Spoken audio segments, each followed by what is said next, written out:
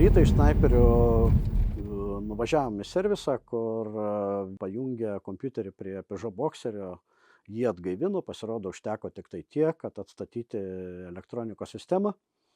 Ir sekanti kryptis buvo Petropavlikos ligoninė, tačiau pakeliui mes dar privalėjome sustoti gynėjų kelyje.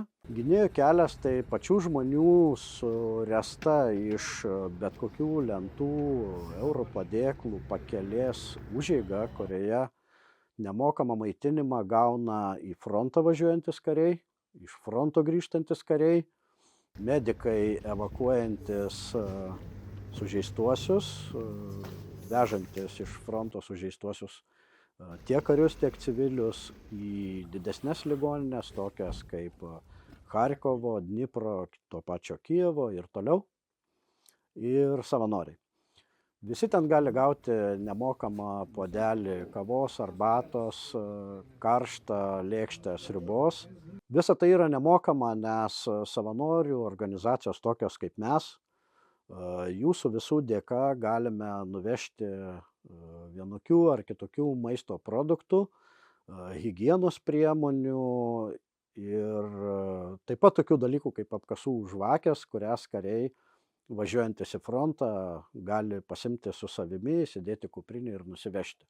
Labai didelis skirtumas tarp karių sustojančių tenai nemokamai pavalgyti, tarp tų karių, kurie grįžta iš fronto ir tų, kurie į frontą važiuoja pirmą kartą.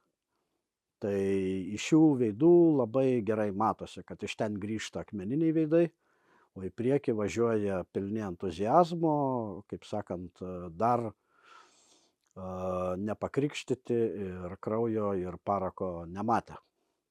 Viso palikome gynėjų kelyje 30 dėžių užpilamų sriubų. Vienoje dėžėje yra 189 pakeliai. Tai mes tikimės, kad iš tikrųjų labai daug karių gaus karšto maisto, tiek sustoja tenai, bet gynėjų kelias, kiek žinom, padeda taip pat atviras dėžes, kur kariai važiuojantis į frontą tiesiog gali pasimti 2 ar 3 pakelius, įsidėti savo į kuprinę ir turėti tenai karšto maisto. Tai dar kartą ačiū visiems jums už tokią pagalbą. Ir ateityje mes, kaip ir visada, į tą vietą vešime maistą, kad sužeisti kariai važiuojantis į frontą, grįžtantis iš fronto, medikai ir visi kiti savanoriai galėtų sustoti ir nemokamai pavalgyti. Ir Pakrovsko kryptimi paskutinė stotelė, kurioje turėjom perduoti paramą, kurią jūs aukojate, yra Petropavlikos ligoninė, kuriai nuvežus paramą, tai buvo dar šviesus dienos metas, pasitiko mūsų ligoninės direktorius ir parama susidėjo iš 3 dalių. Tai dalis paramos atiteko sužeistiems vaikams, dalis kariams ir dalis greitosios pagalbos ekipažams, kurie evakuoja sužeistus tiek karius, tiek civilius toje kryptyje į didesnes ligoninės. Tai buvo ir medikamentai, medicinos priemonės ir įvairi įranga, dabar čia nesmulkinsiu, tai yra labai daug daiktų. Iš karto gavom atsiliepimus iš karių, kuriems ta parama buvo skirstoma iš tos ligoninės. Čia jau direktoriaus dėka. Ligoniniai labai daug ko reikia, yra personalo stoka, medicinos priemonių stoka, įrangos, visko. Tai ligoninės direktorius jau dabar siunčia video ir sąrašus su poreikiais. Tai su visų jūsų pagalba bandysime tuos poreikius atliepti ir surinkti reikalingas priemones ir jau sekančiu reisu jiems nugabenti. Grįžimas iš Pakrovsko krypties į Kijevą nepraėjo be nuotykių. Vienas ekipažas į Kijevą važiavo per Krematorską, kuriame turėjo perduoti stabilizaciniam punktui jūsų sudovanotus neštuvus, tiek kietuosius, tiek medžiaginius minkštus. Už neštuvus, kurie buvo nugabenti į Krematorską, ačiū Olivijai, VŠI saugus prieglobstis.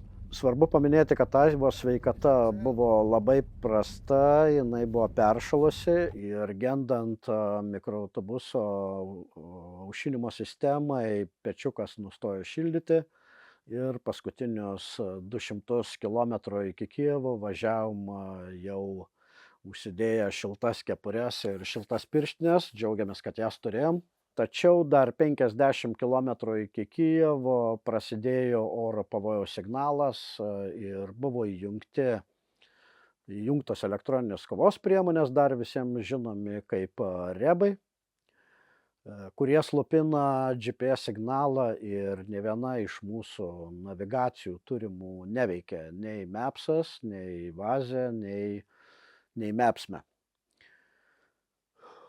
Sunku papasakoti, kaip sudėtinga naviguotis nepažįstamą mieste, nors Kijeve mes buvom jau daug kartų, tačiau Kijevas yra 4 milijonų gyventojų miestas ir manau visi, kurie yra nors kartą įvažiavę į nepažįstamą miestą, žino, kaip sunku be navigacijos susirasti savo nakvynės vietą.